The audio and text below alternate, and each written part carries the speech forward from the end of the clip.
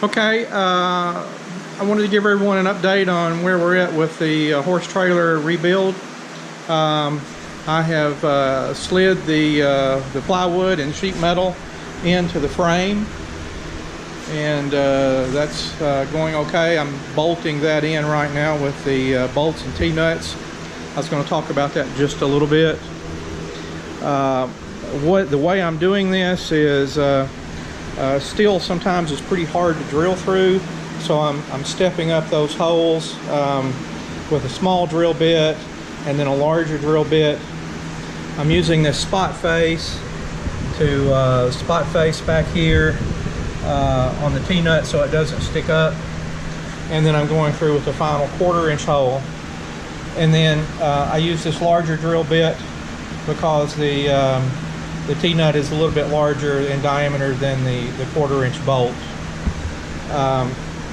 The other thing I found out is rather than just driving in those T-nuts, it's kind of hard to get everything exactly 90 degrees and perpendicular when you go through that channel.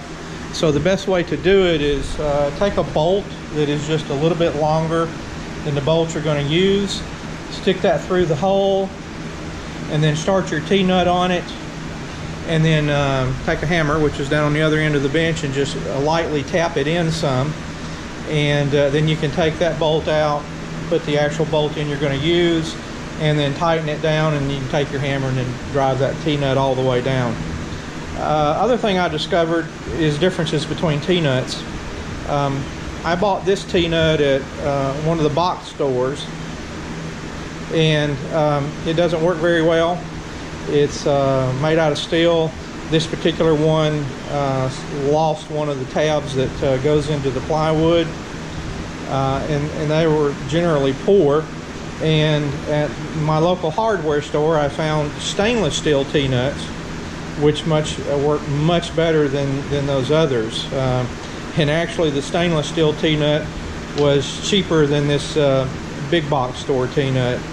So there are differences in T-nuts. So anyway, I'll show a video when I flip this over. Right now this is the bottom with the angle out. As I said, the sheet metal and plywood did not come all the way up here, and when I get everything in position and ready, I'll put this other angle on and weld it in place and show that. In the meantime, I've been working on the trailer to get the trim and everything off of it and get it cleaned out. All the trim is off over here except for the piece at the top. That piece goes all the way around the trailer, so I'm going to wait just a little while before I pull that off. I did take the divider pieces out. They just come out with pins, so I've got all of that out. The plexiglass windows I've removed. Anyway, I've gotten these windows out. I'll probably take that aluminum window out also. Gotten the spare tire off. Still got some trim to remove over here. One thing I noticed when I was cleaning everything up is I've got some fairly good corrosion in this area right here.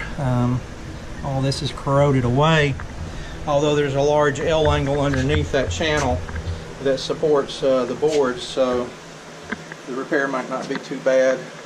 As you can see, these boards are deteriorated back where all the feces and urine would get on them.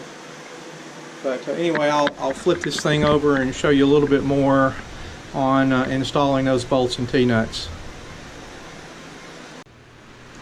I'm going to try to demonstrate putting in one of these T-nuts. I took a cheap Harbor Freight LED headlight and took the light off and put my GoPro attachment on with some tie wraps, and see if this will work as a hands-free, so I can show how I put these in.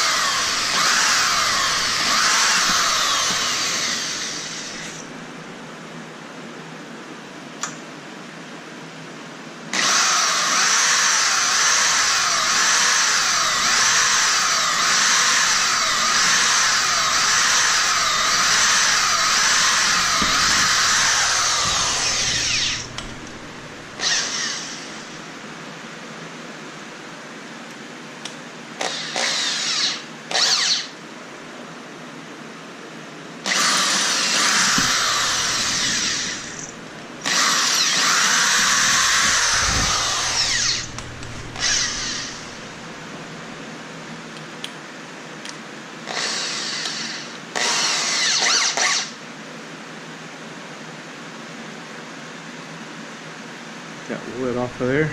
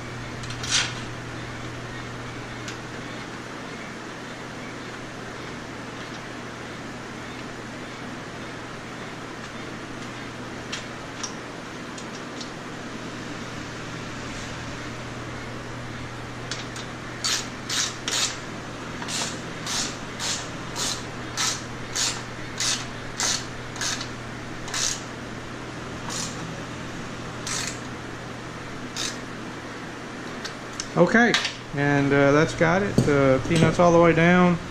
The bolt head is flush with the T-nut. So that's how I put those in.